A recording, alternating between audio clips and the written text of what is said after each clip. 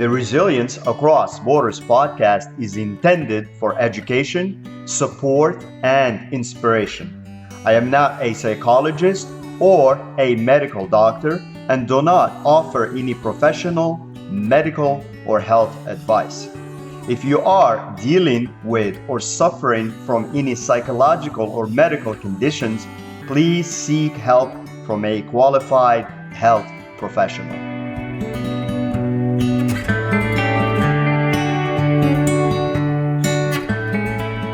Hello and welcome back to Resilience Across Borders podcast. I'm your host, Rachid, and in today's episode, we'll talk about both managing end of year stress and starting a new year.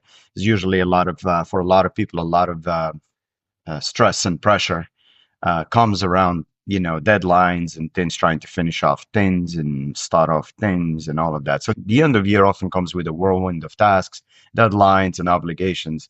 From holiday preparations to wrapping up work projects, it's easy to feel overwhelmed. So managing this stress effectively is crucial to ending the year on a positive note and starting the next one with clarity and energy. So here are some practical strategies, reminders to help you navigate this busy time with balance and resilience.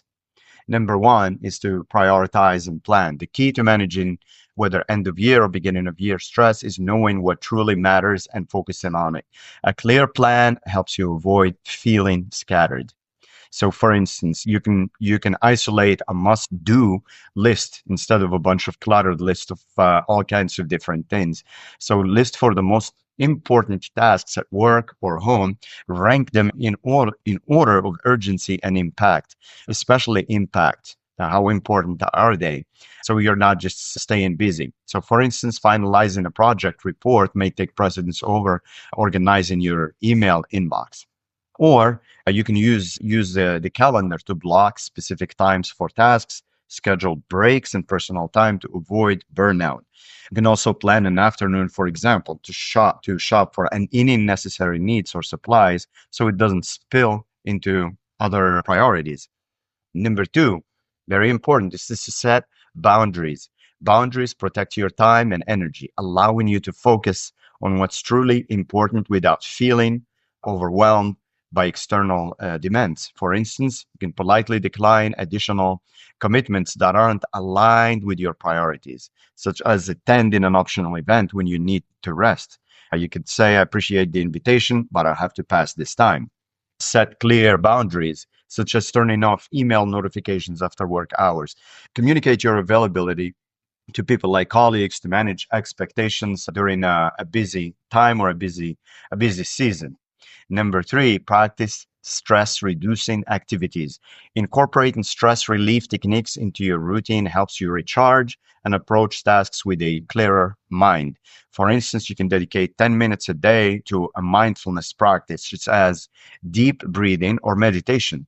Use a simple technique like inhaling for 4 counts, holding for 4, and then exhaling for 6 counts.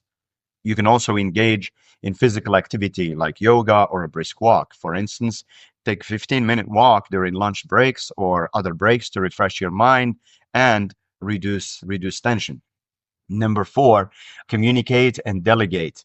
You don't have to do everything on your own. Sharing responsibilities reduces pressures and fosters teamwork and gets everybody involved. If it's at work, you can delegate parts of a project to team members who have the skills to assist. For instance, ask a colleague to handle data entry while you focus on analysis, if that is your strength and you have that ability and that luxury. Or at home, you can involve family members in holiday preparations or other preparations. You can assign tasks like decorating, meal prep, or whatever it takes to lighten your load. Number five is to adjust expectations. Letting go of perfectionism and embracing flexibility can significantly reduce stress during the busy end of the year period. So if hosting a holiday event, focus on creating a warm atmosphere rather than striving for perfection in decorations or food. Remind yourself that people value connection more than flawless details. Also, accept that not all goals may be achieved before end of year or within the first month of the new year. Instead, celebrate progress and carry remaining tasks into whatever period you need to carry them into next with a fresh perspective. Six is create time for self care. Taking care of yourself is non negotiable when managing stress. Regular self care ensures you have the energy to handle challenges and widens your window of tolerance. So you can schedule me time for activities that bring you joy. It can be reading, it can be meditation, it can be journaling or watching a favorite movie just to check out. Even 20 minutes can help recharge your spirit.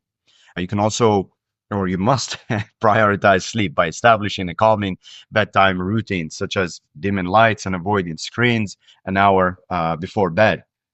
Number seven, reflect and celebrate. So as you end one year and start one, sometimes the stress overshadows the achievements and joys that you've achieved so far.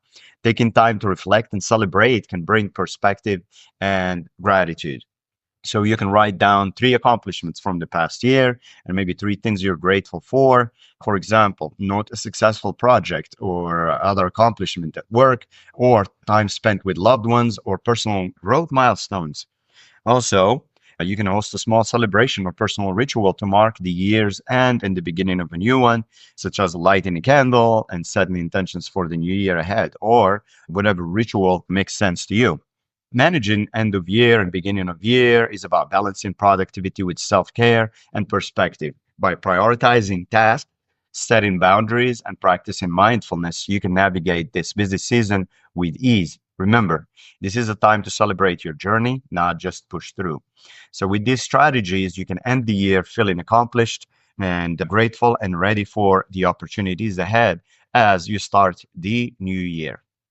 So, as always, thank you for tuning into the Resilience Across Borders podcast. If you are enjoying this podcast and finding it helpful to you, please pick up a copy of the companion journal by yours truly called Emo Jim. It's available on Amazon. You can follow the blog posts and new episodes as they get added. The URL is at resilience.com, ATRESILIENCE.com.